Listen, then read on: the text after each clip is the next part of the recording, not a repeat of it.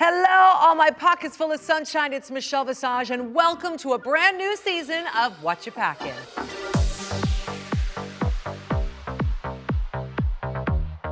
Joining us all the way from Miami, it's Lucky Stars with 4 Z's. 3 actually. Oh, 3 Z's. Because I'm tired. I love it. Is that where it comes from? It comes from honestly just me being extra. Uh-huh. But also tired. I like the ziz is it. It's an emoji I use all the time. The ziz is it. Yes. Because sometimes we get sleepy, don't we? Sometimes we get tired. We don't get tired. Well, we get sleepy. We get sleepies.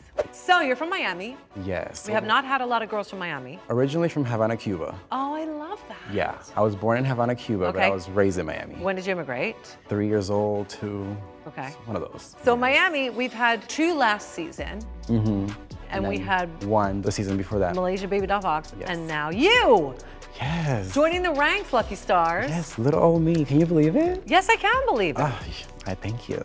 How long have you been doing drag? I was like in my room exploring makeup and creating stuff for years since 2017, right after I graduated high school. Okay. And then like 2021 is when I officially performed. And where did you perform first? This lovely club that I hate in Miami called Azúcar. Azúcar! Azúcar, baby. For Celia Cruz. Yes, Azúcar. And what did you perform? I performed a lovely song called Kitty Girl by RuPaul. Do you know her? I think I've heard of it. I only performed a little bit of that one, and then it switched to Work This by Tiana Taylor. Because I had to work the darling. Of course. And I dressed as a cat, and it was like a little competition night, and I almost won.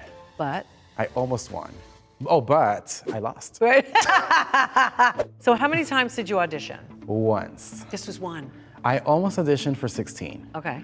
But when it came down to sending the tape, I was like, oof, I don't know if I'm ready for this. Okay. What was it about that made you think that? It was just like a lot of stuff to get together. It is a lot. Yeah, I feel like the audition process in itself is a whole competition. Agreed. And like, I went through it, but I was like, you know what, 17, I don't care how ready or not ready I feel, I'm gonna do it. And you did it. And I did it. And you get the call. What happens when you get the call? When I got the call, I had just finished showering. I was on my way to my night shift, and I was over it. What were you doing? Your night shift at your job? What? I would do drive-through. Did you get to be on the mic? Yes, all the time. How fun. And I used to do little voices and everything. No. I used to do Mickey Mouse voices. Do it. Hi, how can I help you? Or something like that. Like, oh boy. That's so cute. What would they say? Would they be like, Usually the kids would live. Yeah. The parents would sometimes even bring the kids for me to do the voice, and they'll be like, hey, can you do the voice for her? And I'd be like, of course. Oh, how special is that? I'm a big Disney boy. I'm a big kid at heart.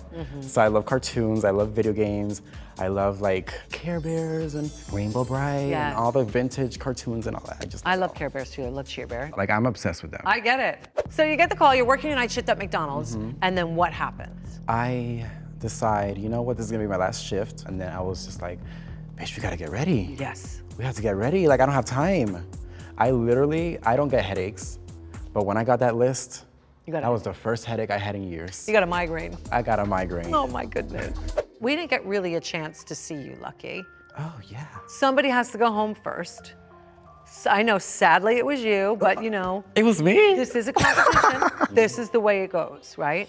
So talent was drinking lemonade from your boobs on a bicycle? It's a whole concept, darling. Okay. You know how RuPaul says peanut butter, selling peanut butter? Yes. At the corner? Yes. So at the other corner, Ms. Lucky is selling lemonade. Got it. So she's selling that. Right. So that's the idea. Okay. But it is a metaphor. I'm with you, I'm here. It's a metaphor. I'm buying what you're selling. So in the talent show, it comes off in like a very campy, like cartoony, like, oh my God, it's a children's cartoon.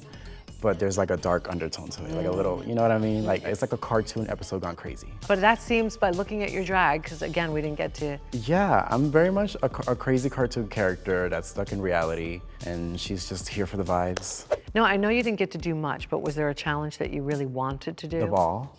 Contrary to popular belief, because I know I went home in a design challenge. Okay. But for me, there's different ways of designing an outfit. Right. I'm a crafty person, and I feel like the balls are very crafty. They are. Not specifically so much like sew fabric. Can you sew? Well, can I? Can you sew? No, I cannot. Okay, but you can put together. I could put together like foam, expanding foam, I spray paint, I do like hot glue illusions. You could have put something together. I could have yeah, put something non-traditional. together. Non-traditional. For me, the balls are non-traditional always, but the challenge that you got me sent home was a little too traditional. So that's what you were looking forward to the most. Yeah, nothing about Ms. Lucky Stars is traditional. I understand. Let's talk about these outfits because they are pretty remarkable. First of all, you can't sew. So who did sew these for you? Start with the... Okay, so this right here, this lovely piece is actually the first that I have ever commissioned from an actual designer. Okay. His name is Nathan Luna. Okay. He lives here in LA, and I feel like he sees my vision, and he could bring it to life. Did you draw it? Did you talk about it? I told him what the concept was. I told him where I want each thing to go. Okay. And then he just sketched it out. And what was the concept? The concept was tired, sleepy, 3 Z's. Yeah. I wanted to basically personify the 3 Z's in my name. Now, you didn't think for a second coming out on the main stage without us seeing your face would be a problem? I actually did think that, but it was too late. Well, So I was like, you know what? Let's just go with it. And if we have to lip sync that day, somehow I'll figure something out. I'd like to keep it on, please. And this shark moment. Oh, this shark girl, she's very much like a washed up shark hoe from under the water. She landed in Miami. From Cuba. From Cuba. And then she got a gig at the Palace and she got close to all the gays. And she's just a baddie. Did you construct that?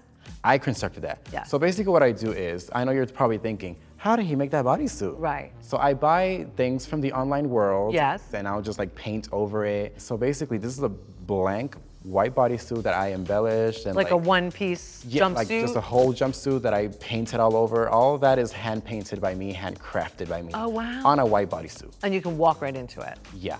That's amazing. What did you make the shark thing from? I made the shark head with foam and paper, and I spray painted all over it. Is it heavy? It is heavy. A lot of my head pieces are very heavy, but I go through the pain because drag is pain, baby. Drag is big.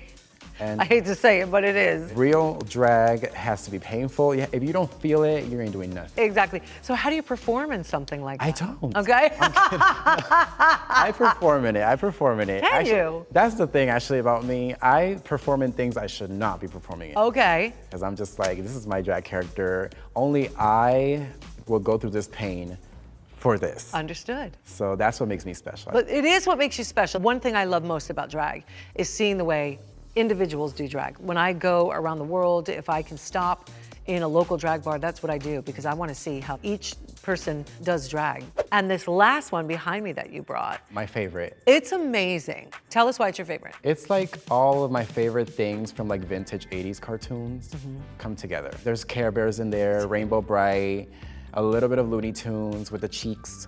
It's so colorful, it's so animated. And I just love rain. I love rainbows and lightning bolts. I don't know, I love it. You like to blend your face in to your drag a lot. We don't get to see your face very much. Yeah, you do. And you have such a beautiful face. Thank you. You're gorgeous.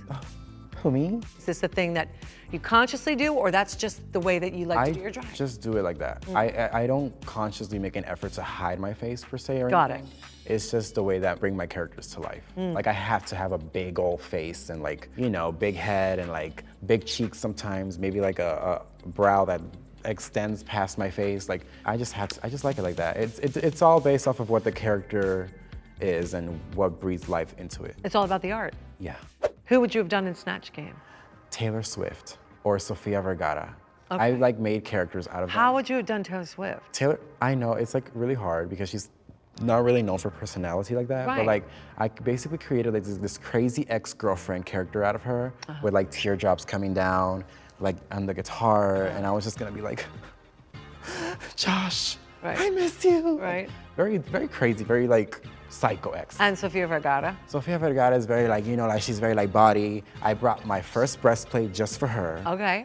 And I was just gonna like, you know, jiggle them and be like sexy but funny Right. and like have that harsh accent. You'd have to lay it on thick for Sofia. Yeah. You know what? Snatch Game is actually the one challenge that I was really worried about. Right. I was like, ooh, bitch. Do you know what? It's a good one to be worried about because it's probably one of the toughest ones. It's an improv challenge, and if you can't embody, like making Taylor Swift funny, you'd have to go so overboard because she's...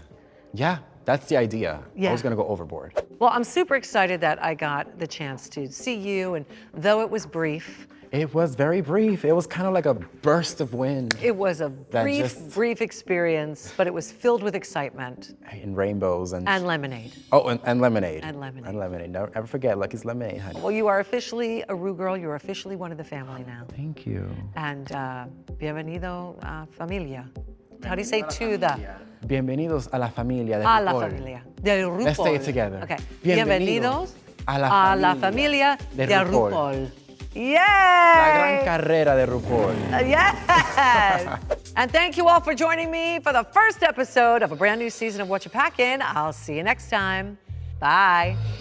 Got it like that, got it like this. Wanna take a swing, no, I never miss. And I also love stars. I'm like obsessed with them. I don't know, it's like a weird thing that I have. No, I have them tattooed all over, literally all over my body. Oh my God, are you my drag mom? I very well could be Lucky Miss Michelle Visage stars? Yes!